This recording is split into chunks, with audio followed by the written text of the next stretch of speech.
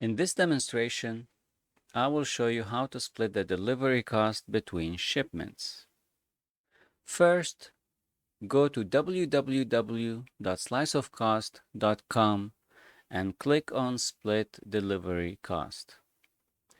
Make sure the Place Origin option is selected and place the origin marker at the warehouse location. Then, make sure the Place Stop option is selected and place a stop at each delivery location. Finally, click the Split button. Slice of Cost will give you the percentage of the travel cost for each delivery and will show you the recommended trip path.